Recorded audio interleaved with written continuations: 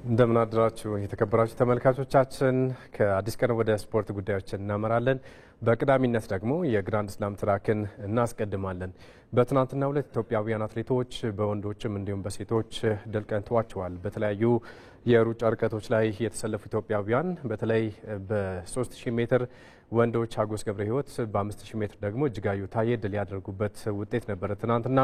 በዚህ በአዲሱ የግራንድ ስላም ትራክ እጅጋዩ ታዬ በ3000 በ5000 ሜትርም ድል ቀንተዋታል። ትናንትና በ5000 ሜትር 14 ደቂቃ ከ54 ሴኮንድ እና 88 ማይክሮ ሴኮንድ በሆነ ሰዓት ነው እጅጋየው ቀዳሚ ሆና ማጠናቀቅ የቻለችው። ውጤቱን ተከትሎም አስቀድማ ከቀናት በፊት በ3000 ሜትርም ማሸነፏን ተከትሎም እጅጋዩ ታዬ በ24 ነጥብ በሴቶቹ የረዥም ርቀት ውድድር 24 ነጥቦችን ይዛ ከወዲሁ የግራንድ ስላም ትራኩ መሪ ሆናለች። ከዛ ውጪ ትናንት አግኔስ ጄቤት ኒጌቺት ከኬንያ ሁለተኛ ደረጃን ይዛ ነው ማጠናቀቅ የቻለችው። ጽጌ ገብረስላማ ከኢትዮጵያ ሶስተኛ ደረጃን ይዛ አጠናቃለች። በ5000 ሜትር ውድድሩ 15:24 ያስመዘገበችበት ሰዓት ነው ጽጌ።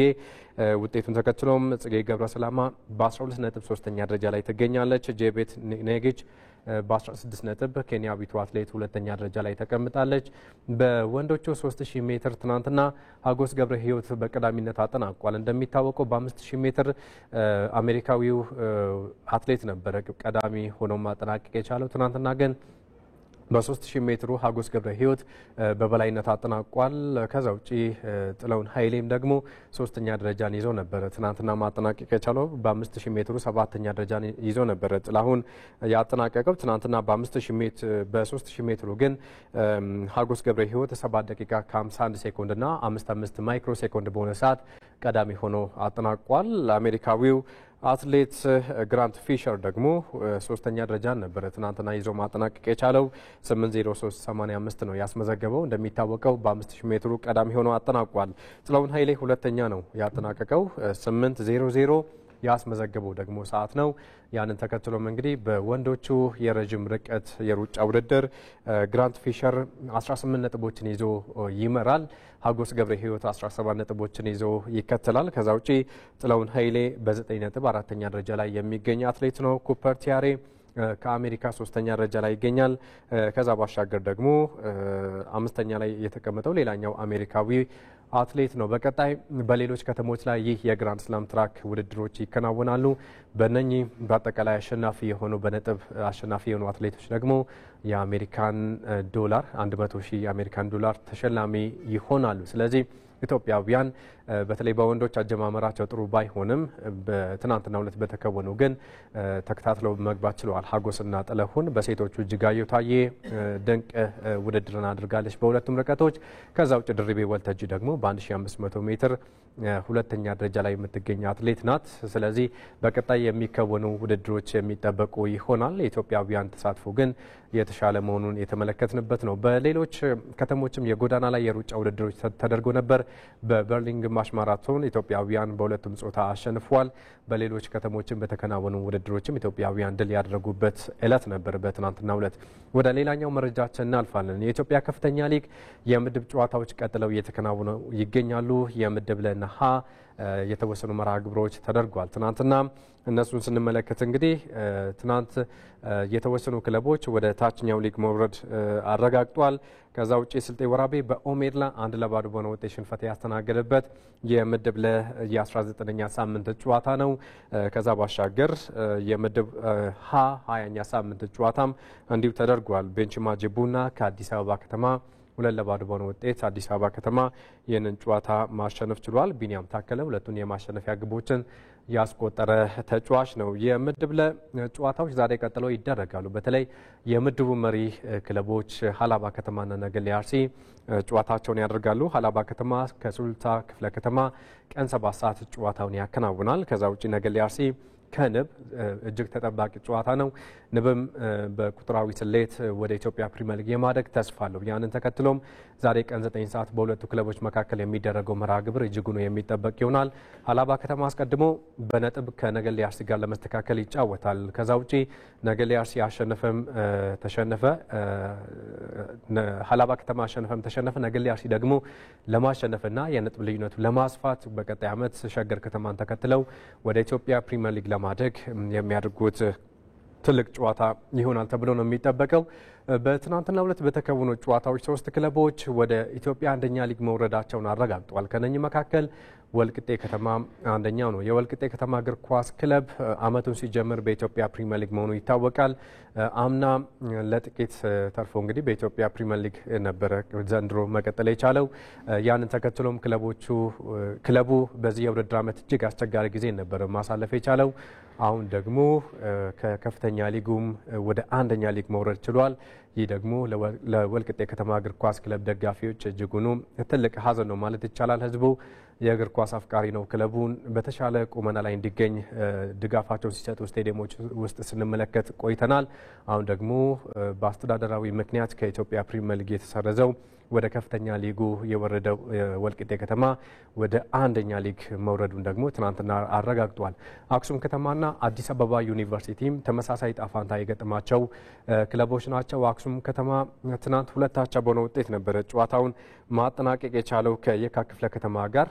ውጤቱን ተከትሎም ወደ ኢትዮጵያ አንደኛ ሊግ የወረደ ክለብ ነው። የአዲስ አበባ ዩኒቨርሲቲ በመጣበት ዓመት ወደ አንደኛ ሊጉ ተመልሷል። በዚህ ዓመት ነበር ወደ ከፍተኛ ሊጉ ማደግ የቻለው።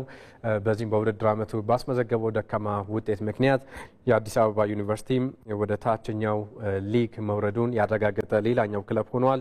እንግዲህ አሁን የፕሪሚየር ሊግ ተሳታፊ ክለቦች እየተለዩ ይገኛሉ። ወደ አንደኛ ሊጉም እየወረዱ የሚገኙ ክለቦች እየተለዩ ይገኛሉ። ቀሪ 3ና 2 ጨዋታዎች ይቀራሉ በየምድቡ። ስለዚህ ቀጣይም የትኞቹ ክለቦች ይለያሉ የሚለው ነገር የሚጠበቅ ይሆናል።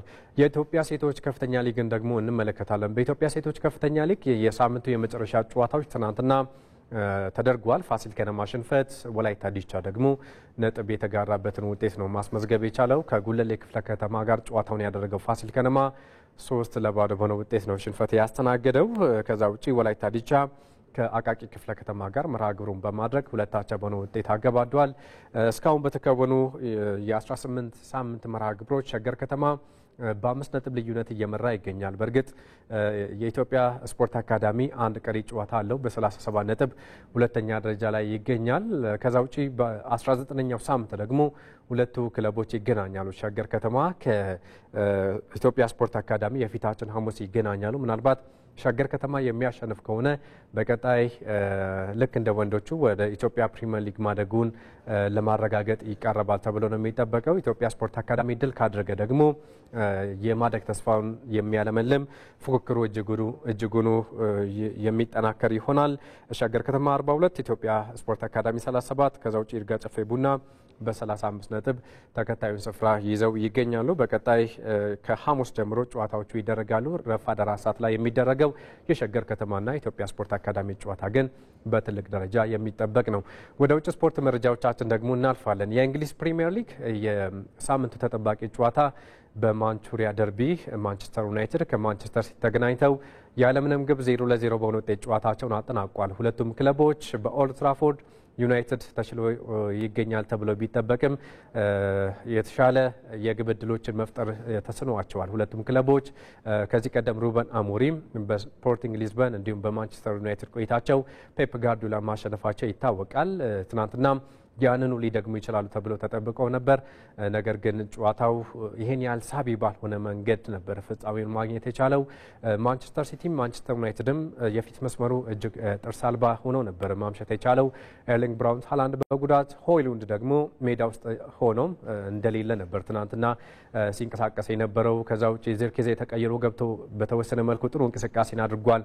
ማንቸስተር ዩናይትድ ለማሸነፍ የተቃረበበትን አጋጣሚም ፈጥሮ ነበር ዚርክዜ። ከዛ ውጭ ጋርናቾ ሙሉ 90 ደቂቃውን ቢጫወትም ለማንቸስተር ዩናይትድ ኪሳራ ነበር ማለት ይቻላል። ምንም እንኳን በሱ አማካኝነት በዳሉ አማካኝነት በመልሶ ማጥቃት እንቅስቃሴ የተሻለ እንቅስቃሴ ቢያደርግም ጋርናቾ የተገኙትን አጋጣሚዎችን በመጠቀም ረገድ አባካኝ ሆኖ ነበር የተስተዋለው።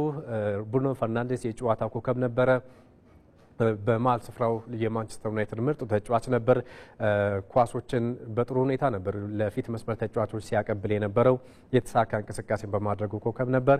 ኬቪን ዲ ብሩይኔ በአመቱ እንግዲህ ከማንቸስተር ሲቲ ጋር እንደሚለያይ ይፋ ማድረጉ ይታወቃል። ፔፕ ጋርዲዮላ ይህንን አሳውቋል። ከጨዋታው አስቀድሞና ትናንትና የመጨረሻ የማንቹሪያ ደርቢ ጨዋታውን አድርጓል። ከብሩኖ ፈርናንዴስ ጋር የነበረው ከማንቸስተር ዩናይትድ ተጫዋቾች ጋር በመጨረሻ ፊሽካው ድምጽ ከተሰማ በኋላ ሲሰናበት እንደነበር ተስተውሏል። የማንቸስተር ሲቲ ደጋፊዎችን በተመሳሳይ ኬቨን ዲ ብራይኒ እንደምንመለከተው ተሰናብቷል እና የመጨረሻ ማንቹሪያ ደርቢ ጨዋታውን ባቻ ውጤት አጠናቋል። ፔፕ ጋርዲዮላ በጨዋታው የዳሎና የጋርናቾ የመልሶ ማጥቃት እንቅስቃሴ በዩናይትድ በኩል እንደ መልካም ነገር እንደሚነሳ ሀሳባቸውን ሰጥቷል። ነገር ግን በጨዋታው የበላይነት እንደነበራቸውና ያገኙት ውጤትም እንደማያስከፋቸውም ጭምር ሀሳባቸውን ሰጥተዋል። ሩበን አሞሪም ተጫዋቾች አሁንም በዚህ ሜዳ ለማሸነፍ አይጫወቱም የሚል ሀሳባቸውን ሰጥተዋል። በኦልድ ትራፎርድ ማንቸስተር ዩናይትድ በተደጋጋሚ ሽንፈቶችን አስተናግዷል። በሜዳውና በደጋፊዎቹ ፊት 3 ነጥብ ይዞ መውጣት ቢገባውም ያንን ማድረግ እየቻሉ አይደሉም። ስለዚህ ይህ አሳዛኝ ነው፣ መቀየር አለብን የሚል ሀሳባቸውን ሰጥቷል። ከዛ ውጭ ግን ቡድኑ በቀጣይ ዓመታት ግን ጠንካራ ሆኖ እንደሚቀርብም ጭምር ሩበን አሞሪም አስተያየታቸውን ሰጥቷል። ዩናይትድ አሁንም ከ13ኛ ከፍም ዝቅም አላለም።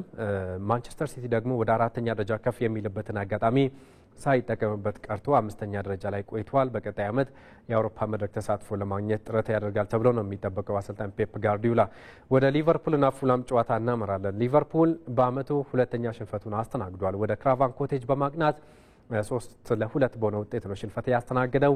በ13 ደቂቃዎች ውስጥ 3 ግቦችን አስተናግዷል። ማካሊስተር አስቀድሞ ክለቡን ቀዳሚ አድርጎ ነበረ። ነገር ግን በፉላም በኩል የተቆጠሩ ጥቂት ደቂቃዎች ውስጥ የተቆጠሩ 3 ግቦች ክለቡን አሸናፊ አድርጎታል። ሪያን ሴሴኞን 23ኛው ደቂቃ ላይ፣ ኢዎቢ 32ኛው እንዲሁም ደግሞ ሮድሪጎ ሙሪ 37ኛው ደቂቃ ላይ የፉላምን የማርኮ ሲልቫን የአሸናፊነት ግቦችን አስገኝተዋል። ውጤቱም ደግሞ ለፉላም የቀጣይ ዓመት የአውሮፓ መድረክ ተስፋውን እንዲያለመልም አስችሎታል። ሊቨርፑል በአንጻሩ በአመቱ 2ኛ ሽንፈቱን ያስተናገደበት ነው።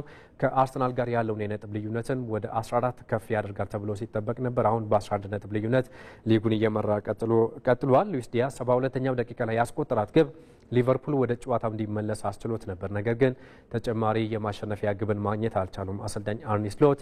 ያንን ተከትሎም ሽንፈት ማስተናገድ ችሏል ሊቨርፑል።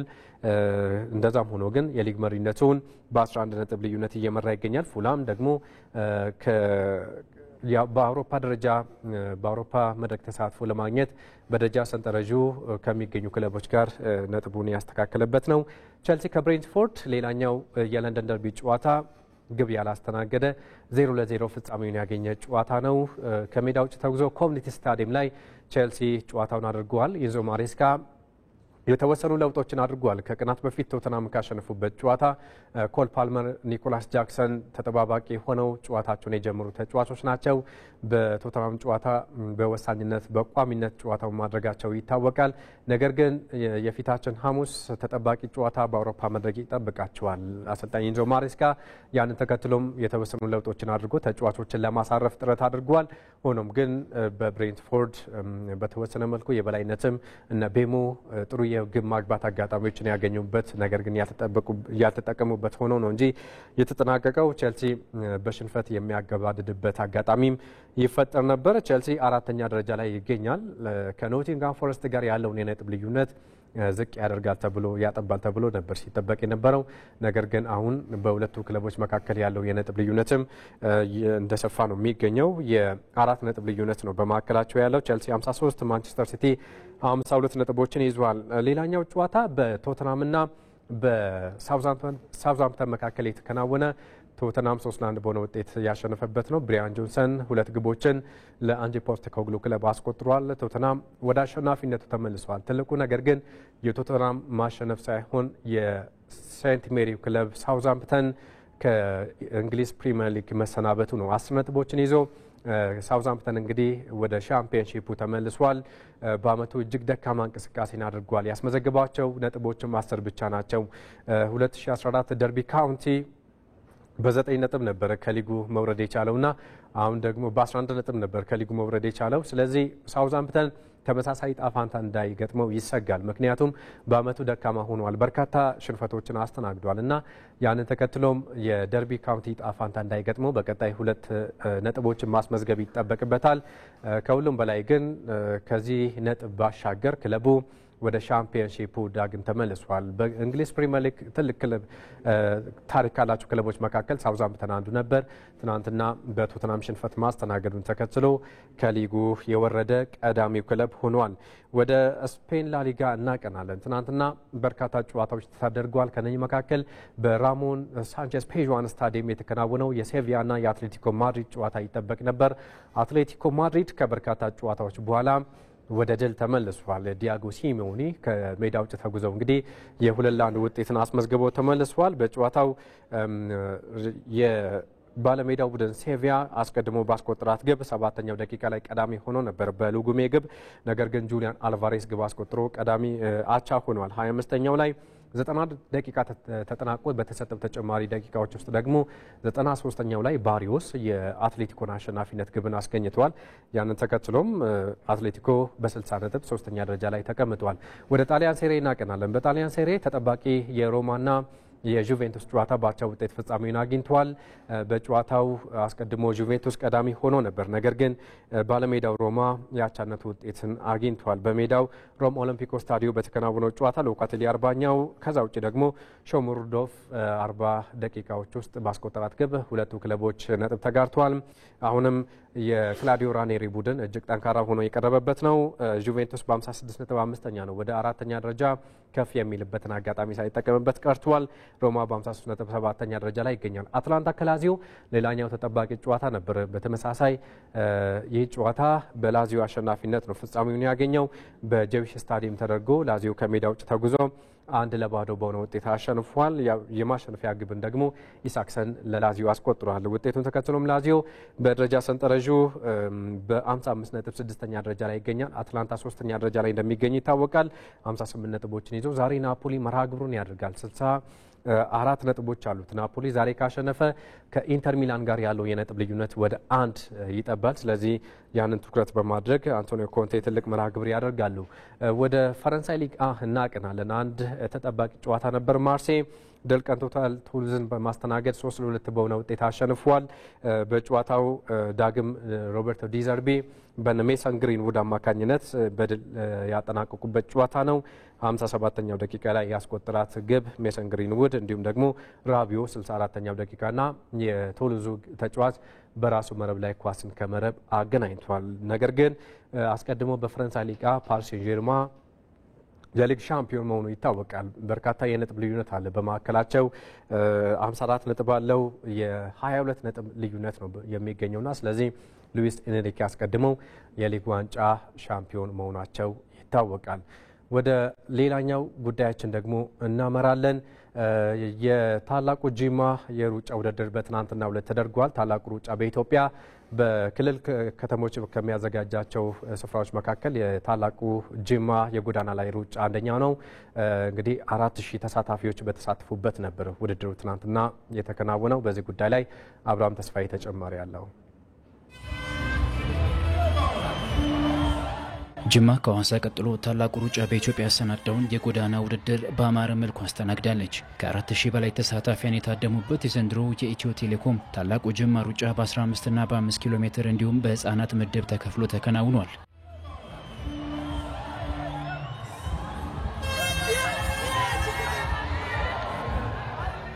ጅማ የፍቅር ከተማ ናት ትባላለች። የሰላም ተምሳሌት፣ የአንድነት፣ የአብሮነት በጋራ ሁሉም ሚኖርባት ከተማ ስለሆነ እኛ እንግዳ በመቀበል እንታወቃለን። ይሄ ደግሞ ከንጉስ አባጅፋር የወረስነው እንግዳ መቀበል፣ ሰው ማክበር ፕሮግራሞች ሲኖሩ ደግሞ ሁሉም በደስታ ነው ወጥቶ ይሄንን ፕሮግራም በጋራ የሚያከብረው ማለት ነው። ስለዚህ ይሄ ትልቅ እድል ነው። በጣም ተደስተናል። የጅማውን ለመጀመሪያ ጊዜ ነው ግን የአዲስ አበባውን ተሳትፎ ያውቃለውና እዚህ እንደሚካሄድ ስናቅ ቱሪዝሙንም ለማነቃቃት ጅማ የያዘችውን ጉዞ ምናምን ከሱ ጋር አንፃር ጥሩ ነው ብዬ አስባለሁ። በእውነቱ ታላቁ ሩጫ ጅማን በጣም ያደመቀው ጅማ የሞቀች ነው የደመቀች ነው ዱባይ የሆነች ነው። እናንተ መጣችሁ ደግሞ አበባ በተናችሁባት ሞር አምሮ ደስ ብሎን ከሌሊቱ 11 ሰዓት ተነስተን ነው እንግዲህ ጉጉቱ የህዝቡ ጉጉት ደስ ይል ነበረ። እኔ የተወዳደርኩት ያው ሙሉና ቋራጩ ነው ዙሩ ነው የተወዳደርኩትና አንዳንድ ሽልማቶችም በእናንተ ተበርክቶልኛል። አመሰግናለሁ። የልወቅሽ ኢትዮጵያ መሪን ያነገበው ውድድሩ ታላቁ ሩጫ በኢትዮጵያ ከቱሪዝም ሚኒስቴር ጋር በመተባበር ያሰናዳው ሲሆን ከውድድር በዘለለ በተሳታፊያን መካከል የባህል ልውውጥ የሚደረግበትና በየከተሞቹ የሚገኙ የቱሪዝም መስህቦችን የማጉላት መርህንም አንግቧል። በጣም ደስ የሚለው ቱሪዝም ይሄ እኛ ከምናስበው ከመጎብኘት ባለፈ እጅግ በጣም ጠቃሚ የሆነ ፓርቱ ወይም ብሌሲንጉ ብዬ ማምነው ይሄ ማህበራዊ መስተጋብር ሰዎች ለሰዎች ያላቸውን ኢንተራክሽን አንዱ የሌላውን ባህል አንዱ የሌላውን ታሪክ ያኗኗር ዘይ እንዲያ ከማድረግ አንፃር ከፍተኛ አስተዋጽኦ አለው። እዚህ መርሃ ግብር ላይ ለመሳተፍ ወደ 4000 ሰዎች ናቸው ዛሬ በጣም በርካታ ሰዎች ከአዲስ አበባ መጥተዋል። ከዛ ተጉዘው እዚህ ሲመጡ የዚህን አካባቢ የተለያዩ ኤክስፒሪየንስ ማድረግ የሚችሏቸው ነገሮች እሱን የማየት የመጎብኘት የማወቅ ያዩትን የማሳወቅ ጥሩ ዕድል ይፈጥራል ብዬ አምናለሁና እንግዲህ በተሳካ ሁኔታ ተካሂዷል ብዬ አምናለሁ። በጣም በአማረ መልኩ ጅማም በኮሪደር ልማት አምራና ተውባ ነው ያገኘናት። በጣም ደስ የሚል ነው። ታላቁ ሩጫ በኢትዮጵያ በበኩሉም ስኬታማና ያማረ ውድድር በጅማ ከተማ ስለማካሄዱም ይፋ አድርጓል። የእውነት ከጠበቅነው በላይ ነው ተሳታፊ የነበረን። 5 ኪሎ ሜትሩን ብዙ አይነት ካቴጎሪ ውድድር ነበረን። የህፃናትም ነበረን። የህፃናቱ ራሱ 800 ልጆች ነው የተመዘገቡት። ይሄኛውንም 3000 በላይ ሰው ነው የተመዘገበውና ከአርብ እስከ ዛሬ ድረስ የነበረው የጅማ ቆይታችን በጣም ደስ ይላል። ጅማ በቅርብ ዓመታት ፈጣን እድገት እያሳዩ ከሚገኙ የክልል ከተሞች መካከል አንዷ ሆናለች። ከተማ አስተዳደሩም በከተማዋ ለሚደረጉ ተመሳሳይ ሁነቶች በሩ ክፍት ስለመሆኑ አሳውቋል። ህዝቡ ሰላም ወዳድ ነው፣ እንግዳ አክባሪ ነው። ወጥቶ ካንተ ጋር ፕሮግራሙን ሁሉንም ደስታውንም ክፉንም የሚካፈል ህዝብ ነው። አሁን ለሚቀጥለው ፕሮግራምም ደግሞ የበለጠ ማንኛውም ሰው እንዲመጣ ጥሪ እናቀርባለን። እኛ ደግሞ ለዚህ አካባቢ ማልማት ለሚፈልጉ ኢንቨስተሮች ማንኛውም ዜጋ ጅማ ላይ መጥቶ ማልማት እቺን ውብ ከተማ በጋራ ምንታይባት እንዲሆን ጥሬን አስተላልፋለሁ። የልወቅሽ ኢትዮጵያ ቀጣይ መዳረሻዎች በቆጂና አርባ ምንጭ ናቸው። ታላቁ ሩጫ በኢትዮጵያ በአራቱም ከተማ ለተሳተፉ ተወዳዳሪዎቹ ለየት ያለ ሽልማት አዘጋጅቻለሁም ብሏል። አራቱንም ከተማ የሚሮጡ ሰዎች አራቱንም ከተማ የሚገልጽ ሜዳሊያም አብረው ይወስዳሉ። ስለዚህ እሱ ነው ማጠናቀቂያችን። አይ ሆፕ እሱ ነው ትልቁ ሽልማት። በተለይ ሎንግ ዲስታንስ ለሮጡት አራቱንም ከተማ እያዞሩ የሚሮጡ አሉ። እስካሁን ሁለቱን የሮጡ ሰዎች አሉ። ሶስተኛ አራተኛ እያልን እንሄዳለን። በ15 ኪሎ ሜትር በወንዶቹ ጋዜጠኛና አትሌት ደሳለኝ ዳኛው ቀዳሚ ሆኖ ሲያጠናቅቅ በሴቶች የግል የሼቱ ደግሞ አሸናፊ መሆን ችላለች። ክቡራን ተመልካቾቻችን ከአዲስ ቀን ስፖርት መረጃዎቻችን በዚህ ባበቁ። መልካም ቀን ይሁንላችሁ።